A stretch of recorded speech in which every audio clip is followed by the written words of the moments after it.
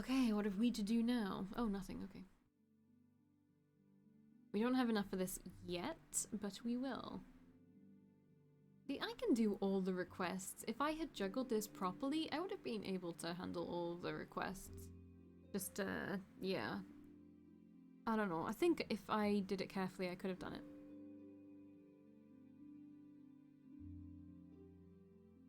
I think we're just gonna keep going with this. I don't really care about the missions right now. So yeah. 3, 4, 3. Oh, it's so bad. Ooh, new missions are available. Then, please do not let me keep you for any longer, Valkii. If you have more questions, you know where to find me, Your Highness. This is week 50. There are 10 weeks left and there's barely been any romance. I'm genuinely disappointed. Okay, of course. With a curt bow and his trademark smile, SERIN nods and excuses himself. I chuckle. Ever since my release, SERIN has been asking me to the gardens after our daily lessons.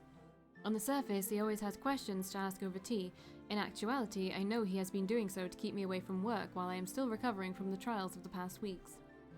Touched by his concern, I cannot even bring myself to tease him about it. I'm making my way through the palace back to my room when I catch a glimpse of a familiar figure around the corner. A group of palace servants walk by. The shortest one in the middle of the pack turns his head just enough for me to see his face. It is Quill. A smile touches my lips at the sight of the child. It has been quite a while since I've last seen him. All I heard was that he had taken up a position at the palace after the children were escorted back to their homes or to the orphanage. It's certainly a relief to see that he seems to be doing well. I consider going up to him to start a conversation or just for a quick greeting. But concerned about being a bother while he's working, I watch him for a minute. As I do, I begin to realize that something is off about his interactions with the group of servants. One of them, taller and noticeably more built, looks around the area before shoving all his items at Quill. Another servant quickly does the same until the stack of towels and clothes are piled so high in Quill's arms that it's almost taller than Quill himself. I seriously doubt whether Quill would be able to see anything in the path before him over the top of the heap.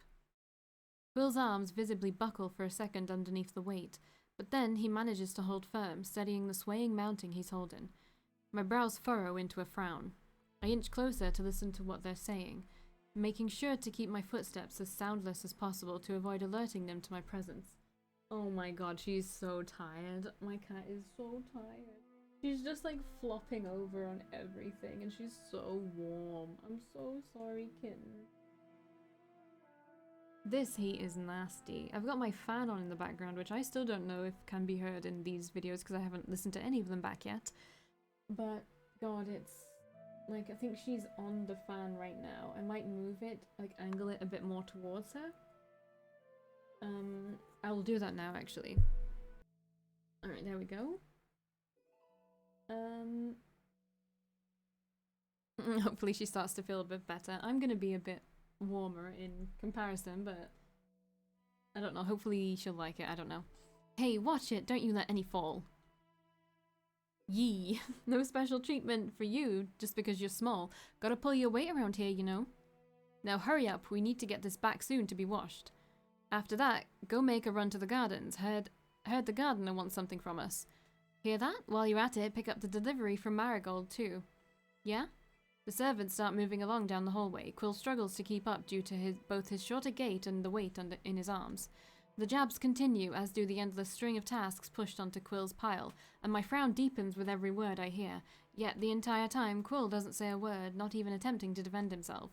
He trails behind them quietly with his head down, his small back slightly hunched.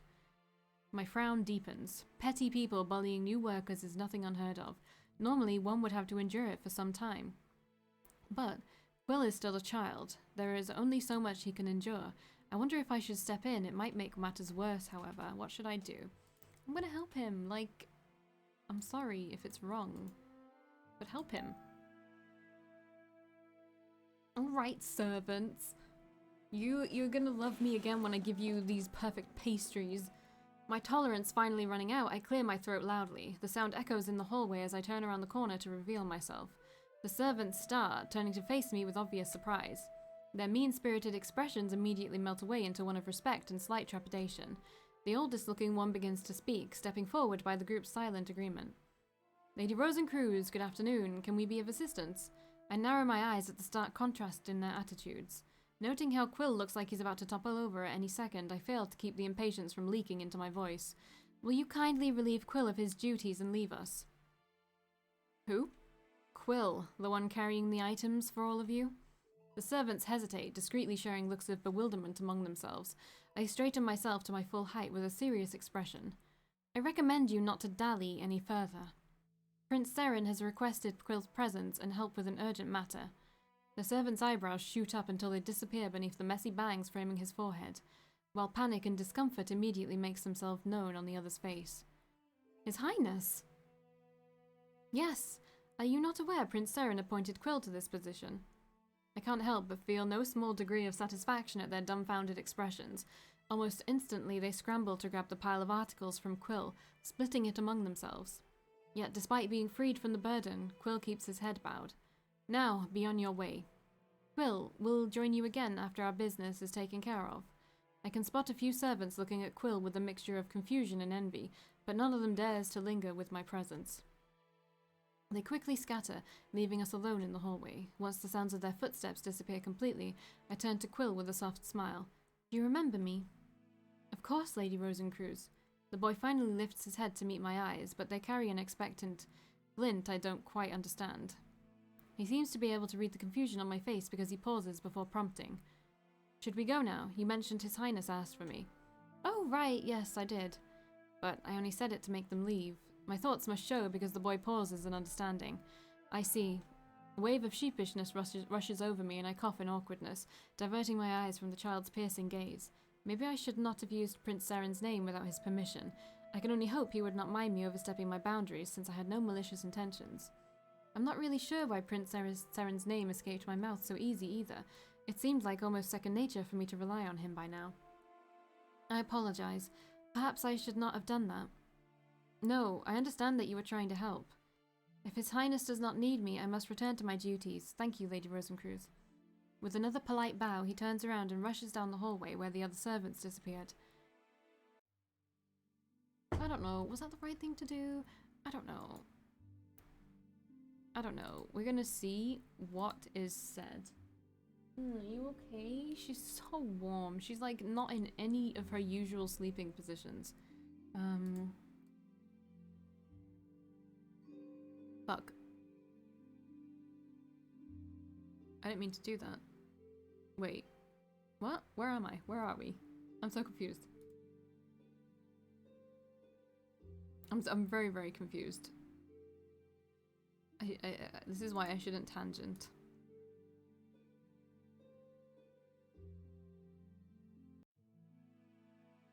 Right, whatever. I guess we didn't really need to. Don't help him. Sighing, I turn around and decide to report this matter to SERIN the next time I see him. So I don't lose with anything? Alright. Let me just turn back down the gain on this. Alright, I guess I can't really do anything there. Let's make these. There, everyone's request is filled. Feels good. Feels good. I don't have that much money left, so 6, a 5, and a 5? Oh, you spoil me. Okay. Oh, item check success. Down by the harbor, the air always smells like home. I stop for a moment and breathe in, feeling a brief pang of homesickness. My lady, where do you want these again? Trailing behind me is a contingent of guards that I have on loan from the Lord Marshal, who are escorting the cart of enchanted wood intended for the Merchants Guild. Just over there, my good man, not far now. I point ahead to the masts of the merchant ship that rise above the dockside warehouses. Seeing ships being loaded or unloaded always gives rise to a familiar sense of exhilaration in my chest, so I hurry the rest of the way. When we arrive, the longshoremen are in the middle of loading the ship with provisions. Barrels and rope-wrapped crates are carried across wooden bridges or hoisted up with cranes and chains directly into the hold. Overseeing the operation is none other than Viola Belmont, who serves as a splash of colour and light among the dock workers. When she sees me, she gathers her skirts and quickly comes to meet us. Miss Belmont? I smile and bow, then I make a sweeping gesture to draw her attention to the cart of wood behind me. Your order has arrived, the finest enchanted wares directly from the palace. Viola returns my bow with an exaggerated curtsy, not even attempting to hide the brilliant smile from her face. You've outdone yourself, Lady Rosencruz, but please. She holds up a hand to interrupt me.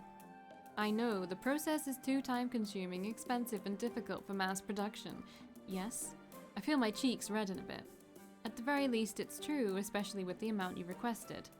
To my surprise, she slips a hand under the crook of my arm, smiles, and then drags me away towards the water's edge. Let's take a walk, Lady Rosencruz. Together, we stroll down the dockside and past the merchant ship as it is slowly loaded with all manner of Eskian goods, including the wood I made. I soon notice that Viola seems more subdued than usual. An impressive operation, Miss Belmont. Are you always this involved in every ship launch? She seems to snap out of her daydreaming and casts me an amused, sideways glance. Wouldn't you be if you were trusting your life to said ship? So you're going too? I can't hide my surprise. I doubt her predecessor ever went more than a few steps outside the capital after he was elected. Viola nods slowly. Yes, but it isn't easy. Sailors are a superstitious lot. I can immediately tell she isn't just referring to the old superstition that having women aboard brings bad luck. Our promenade has taken us to the end of the pier, which has an unbroken view of the water. She stops there and stares out at the choppy waves. I wait in silence. I had a brother. He was a merchant too, my father's real heir. She lets out a little laugh, but there is no mirth in it this time. I follow her gaze to the water, dreading the course of this story of hers is clearly taking. He left in a ship not unlike this one. A storm hit the coast. It sank, together with the majority of our family's fortunes. I pretend not to notice how she hugs my arm closer to her as she says this. The wind picks up. In the distance, the ship groans. My father never recovered, so it was up to me to collect the pieces that were left and start again. Viola takes a deep breath and her lips slowly quirk up into their usual smile.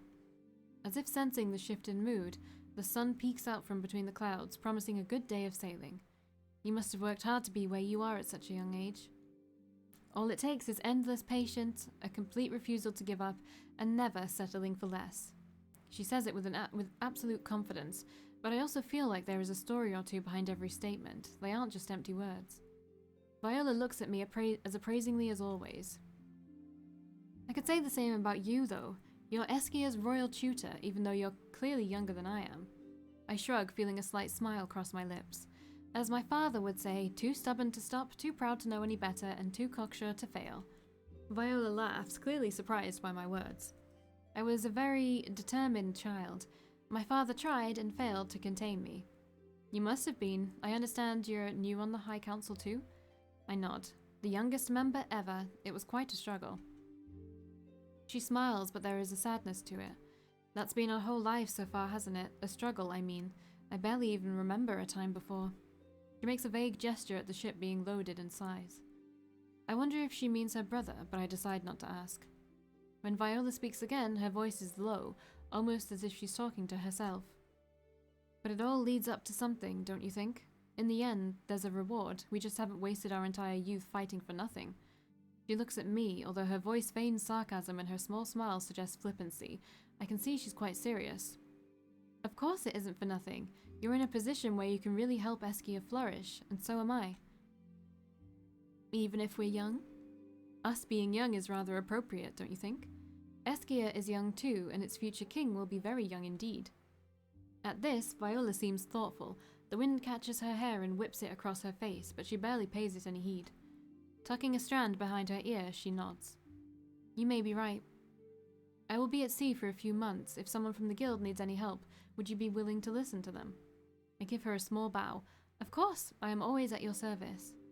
At this, Viola's expression lights up and shifts into an impish grin once again. You must learn to stop offering yourself so freely, Lady Rosencruz. Really. I give a nervous chuckle. Surely nobody else in her guild would be quite so liberal with their demands. Truly? Viola smiles gratefully. Thank you. We return to the ship and watch the wood being loaded, discussing the enchantments and her itinerary. I do not stay and wait for the ship to launch, so we say our cordial goodbyes in front of it. The guards and I take the empty cart back to the palace, and the last I see of Viola Belmont is her shouting orders at a sailor. Despite everything, I have a feeling Eskia will be a slightly less colourful place with her away. Bye, Viola. That's weird. I have experimented with a new weapon during my house arrest after I was released. In case I come across an enemy while exhausted as that night, they would have come in handy, however. I could have sworn I put them here. I searched through my alchemical cabinet once more, but as expected, the paralyzer darts are nowhere to be found. Only Raphael and Sala have the key. I should ask them later if they might have replaced the items while cleaning. Lady Rosencruz! Lady Rosencruz! A flustered-looking maid bumps into me on my way to morning classes with the princes. Good morning. What's the matter? A message from the Lord Regent. She leers at me meaningfully and pulls down her left eyelid in a grotesque wink in case I should miss her intent. Top secret. I understand, thank you. I accept the letter as she thrusts at me and nod at her politely to speed her on her way. Good morning to you. Good morning, Lady Rosencruz. She curtsies and I continue on my way to the classroom. I unroll the parchment the moment I am certain no one is about. Valkii, bearer of this message, found Nazir's room empty this morning when she went in to clean. She discovered a letter on his desk which I reproduce here. Dear uncle, don't worry about me. I am just going outside the palace and may take some time. Sincerely yours, Nazir. There is no sign of struggle in the room, nor evidence of kidnappers or assassins. I ask you to keep this a secret from everyone except SERIN, Aurelius, Garion, and myself. He's gone? I don't want to deal with Nazir on SERIN's route? Are you kidding me? Bewildered, I speed up on my way to the classroom where the two princes are waiting. Sure enough, I find SERIN and Aurelius at their usual seats, but no sign of Nazir. Aurelius looks more irascible than he usually does, while even SERIN's smile is distracted and uneasy. Good morning, we have a truant, it seems. I'm afraid Nazir is unlikely to join us in class for the near future. Where did he go? He did not see fit to confide that to us. You two seem to be taking his disappearance rather in stride. SERIN heaves a long-suffering sigh while Aurelius merely shakes his head. This isn't the first and probably won't be the last time Nazir has slipped out of the palace for his amusement. Aurelius, this isn't like all those other times. You know that. A shadow flits over SERIN's face, quickly mastered. You're sure he left of his own free will?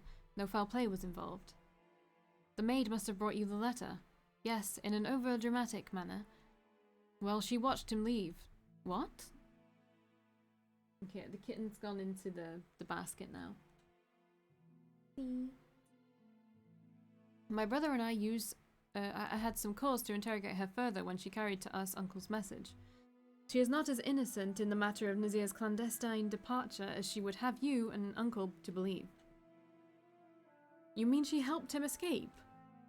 Nothing of the sort. She has a good job and a family that depends on her wages, and Nazir can be irresistibly charming when he sets his mind to charm. You know that. I relax, letting go of a tenseness I had not even realized I was holding. Whatever had happened that morning, at least I know Nazir really is safe for now. I turned to SERIN, noticing the worry on his face. Your Highness. He has not a little experience roaming about on his own. All the same, SERIN frowns, balancing his chin on his slender, intertwined fingers. Never before like this. He took Ishbel's treason too much to heart. I've never seen him so depressed, or for such a long time. I'm afraid he may do something reckless. How do you mean? Oh, nothing. Oh no, nothing melodramatic. I mean, when he took to the streets in the past, he never failed to share his stories with us. I was always struck by the number of precautions and planning he undertook. He gives you an impression of daredevil spontaneity, but he is thoroughly prepared for any contingencies he comes across. But this time? No preparations, no scouting, not the slightest hint he was preparing to abscond without anyone knowing. I do not like this, Valkii, honestly. Well, for better or worse, Nazir is out of our grasp until the day he decides to return. We have to make do the best we can without him for the moment. Turn to page 364 of your textbooks, continuing on from where we left off yesterday. Nazir is unavailable from now on. Alright, see ya. We have 60 merchants approval. How can we get that up some? I don't feel like... Oh, look, he's gone. And he's never coming back? The heck? Give me a second. Hey, not bad. Not bad score at all. And that was just me just doing it just then. Let me just go ahead and check the guide.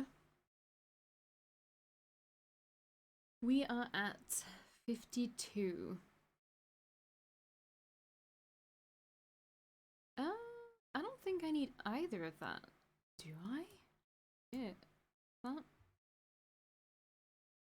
No, I don't need either things that. Oh no, wait, I do need one thing that's coming up today, which is a charisma check, and then there's another charisma check. Okay, cool. And then it's just a lot of SERIN stuff. Confusing, because like, what if I was doing somebody else's? I don't know. Anyway, let's continue.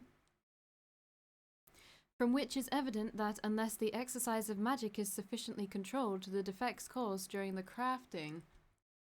There was a fly or something. Lady Rosencruz. Huh? I am giving my usual morning lecture to the princes when a panting and somewhat dishevelled Raphael interrupts from the doorway. Good morning, Raphael. Urgent matter, Lady Rosencruz. Your presence is requested immediately. I'm in the middle of class. It's Nerifiel. He just returned, with the children kidnapped by the Svalslaver. The children of the second slave shipment. I suppose that means Nerifiel's mission was successful. Yes, thank goodness. Your Highnesses, there is no need to worry. Thanks to Nerifiel and Valkii, all the captives are rescued and safe. I'm glad to hear that. As am I. Good. However, the condition of one child is not satisfactory. He seems to have suffered an extraordinarily high temperature the night he was freed, and despite the best medical attention the palace has to offer, his fever shows no signs of breaking. Fever, you say? Indeed, we assume the child is suffering from a magical debilitation, not a physical one. I believe that is why he sent me to fetch you, Lady Rosencruz. You should attend to the child, Valkii, and give our regards to your colleague. A high fever and magical debilitation. Is it a Rosencruz awakening? I thought the child was rumored to already have petals around his neck. Then again, awakenings to children born without them may be irregular. Unless properly guided through it, the chances of some life-threatening mishap developing are dangerously high. Very well, Raphael, I'm coming with you now. This way, please. Leaving the princes to their unexpected freedom, I hurry behind Raphael to where Neri and his wards are staying. Valkii Rosencruz is here, sir. Having discharged his duty of bringing me to Nerifiel, Raphael discreetly retreats. Neri is installed in one of the largest suites the palace has to offer. He is accompanied by Sala, watching over a child who keeps tossing and turning on the feather mattress, groaning each time he does. You're here at last. What's his condition? Bad, as you see, fever climbing. How long has he been like this? Since last night, it's only getting worse. I touch the child's forehead gently. His skin is crisp and burns my hand. Around his neck, I can see the telltale petal markings glowing angry red as if they are being burned into his flesh. Who are you? Well, this is odd. They actually have a sprite. And why do I feel this is just Quill's silhouette made real? Someone similar to you. Don't hurt me. Stay away. The child is traumatized and in pain, Lady Rosencruz. You mustn't say anything to make him confused. Sorry, Sala, that was not my intention. A little sheepishly, I look at the child. I'm Valkii. I'm here to help you get better. He looks at me fearfully and does not speak. It is clear he does not trust me and probably will not be able to bring himself to trust any adult stranger for some time to come. I know a lot of children who have gone through what you're going through now, an awakening. Awakening? That's right, you have a talent in magic and your talent is quickening inside you. The flow of magic in your veins is driving up your temperature. I'm a mage. Not yet, but soon. And you're going to not just be any mage, but a very, very special mage. Really? Really? And as soon as your fever dies down, I promise. What? I'm Valkii. What's your name? Beringer? Now, Beringer, listen to me carefully. Memories flood my mind. I remember the words my father whispered to the children going through the pain. Leave your throat alone. Touching it just makes the pain worse. My throat hurts. I know, it's okay. It stops hurting faster if you touch it less. I'm scared. Breathe in, breathe out. Don't swallow. You'll want to, but don't. Listening to the child's shallow, rapid breathing, my heart cannot help going out to him. Have you seen a storm before? Yes, on the Svar's ship. Don't think about that. You're safe now. The Sval is gone. Thank you. Imagine laying in your bed instead while you're inside your house. Can I go home again? Yes, as soon as you're better. I'm not exactly lying. The High Council will let him return home if his parents are still alive. Picture a storm to yourself, howling and raging outside your window. So hard even trees are about to be uprooted. But slowly the storm gentles. The rain lessens and the wind fades. The clouds disperse slowly, slowly, until the moon and the stars peek through. Little by little, I sense the child's breathing grow even. His body stops twisting and relaxes. Not bad. Not enough. Neri, do you feel the turbulence of this kid's magic? I want you to help me calm down his magic. Hold your hands above his tummy. Like so? Precisely. Try to follow what I do. Guide the magic to flow in one direction, from the heart to the head. Steadying and regulating the flows of magic within a newly awakened Rosencruz is not an easy task. Nevertheless, working together with Neri, I gradually begin mastering the child's magic back under control. Feel better now? Glad to hear it, kid. I'm sorry. What on earth for? Falling sick and causing trouble. Nonsense, you weren't sick and you've never been in any trouble. It's not your fault in the least, it's... I look at Nerifiel, then Sala and sigh. It is the legacy of our forefathers, the fate of a Rosencruz. What is a Rosencruz? You are one. The child shakes his head with an obstinacy that is gratifying to see in one who is in critical condition only an hour ago. No, my name is Beringer. What's your last name? Don't have one. I nod. A commoner then, but no longer. Well, you're Beringer Rosencruz. A Rosencruz's good guys? I am unable to hold back a snicker. Even Neri's usually stoic expression shifts momentarily. Some of us are good, some of us are not so good. Just like people everywhere, you know? Oh, it's just a moth, okay. But all of us have a unique gift. We are the only lineage who can use all 6 branches of magic. Alright. An awakening? Yes. I was born a Rosencruz, so I never had to go through it. However, there are some members of our clan that don't have the petal markings since their birth, which means their talents lay dormant. But with stimulation, especially emotional ones, they may awaken to our powers. It sounds like a dangerous undertaking. I would be lying if I told you it wasn't. Besides, it happens only to children of 10 years or below, which makes the pain of the process even harder to bear. Without proper guidance, an awakening can lead to death. I sigh and rub my forehead. It has taken a long time to calm Beringer's magic flow. Even with Neri's help, the method was draining, to say the least. Now it's already close to midnight and the halls are empty. I'm sorry I had to cut the lesson short earlier, Your Highness. Please don't worry about it. I am glad the child is doing well. That's so. Still, I didn't get to question Neri about how his mission went, so I hope you can excuse me. I bow and make to leave, but SERIN stops me. Wait, Valkii. Gently but firm at the same time, he grabs hold onto my wrist. Your Highness? SERIN hesitates, his gaze flickers over my face, but he doesn't let go. Pardon me. Lifting his other hand, he slowly places it onto my cheek, gently caressing it. My breath hitches at the sudden touch. SERIN? Only now I notice how close he has come. Barely a hand's length is left between our bodies. SERIN lowers his voice. Would it be alright if I suggest you go tomorrow? I blink, my breathing unsteady. You are tired, Valkii. However, Nerifiel's mission went. I believe he wouldn't mind telling you after a few hours of rest. Soft light flickers at the tip of his fingers, numbing the skin where he has touched me. A rush of calming light magic enters my body, warm and steady. It is not until now that I realize how fatigued I have been. I sigh in contentment, closing my eyes and let SERIN have his way. I suppose you are right. A low chuckle escapes his lips. May I walk you back to your chambers? If you would be so kind. With a nod, SERIN takes a step back. A dissatisfied noise almost escapes my lips at the feel of sudden loss, but alas, I bite my tongue and hold it back. Let's go? Yes, Your Highness. Holding my hand in his, SERIN accompanies me back. I follow him as if walking on clouds, feeling numb from his touch. That's when I realized I fancied him. Dun dun dun. Alright, I'll see you in the next video. Bye!